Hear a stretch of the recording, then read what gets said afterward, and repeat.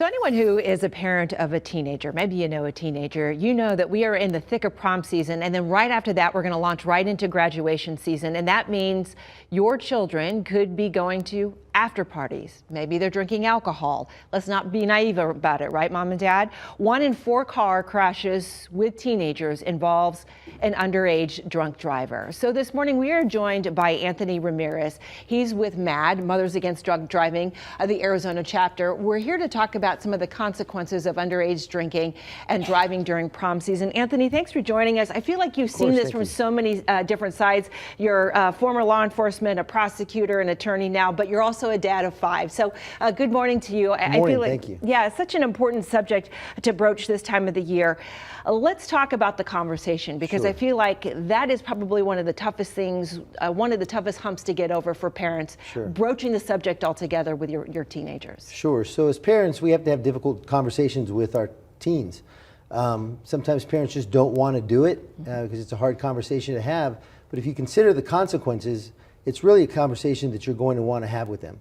You want to make it safe for them to understand that although they shouldn't be drinking, we have to be realistic that, you know, a large percentage of teenagers do drink, and they are responsible for a very high percentage of accidents. So if you create a safe space and make them understand that, you know, if they do it, that you're going to go pick them up, that you'll be there no matter what, and make it okay for them, that is a really important thing to do.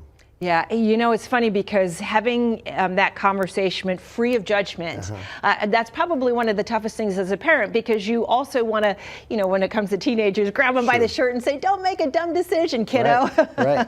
Well, you know, but the thing with teenagers is they consider indifference as a green light, right? Indifference and not having that conversation is really perceived by them as saying, well, maybe since they're not saying anything, it's okay. You know, talk about tough talk. I imagine also, too, it's important to help them truly understand the consequences, potential consequences, like killing somebody else or completely altering their lives. Talk to me about those consequences that you've really seen in your capacity from a professional standpoint. So a lot of people always think, okay, drinking and driving, I'm going to get a DUI.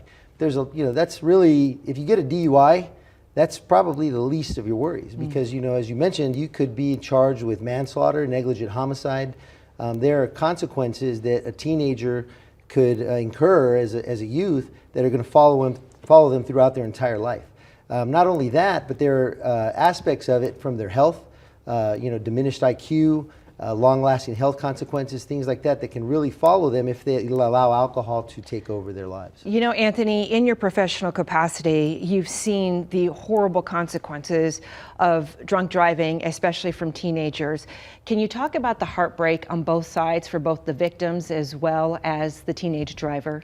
You know, I can. And so one of the things, I had a client, and I'll leave her unnamed, but, you know, a young lady that was, you know, a dancer, has a lot of dreams, and she's actually doing very well since the accident. But I watched that happen, and, you know, as a personal friend of the family, and, you know, saw that impact that it had on her life and what it did to her. And from the other side, you know, I've seen people that were charged with crimes, because as a victim's advocate, we look at the criminal side of these cases and follow that as well.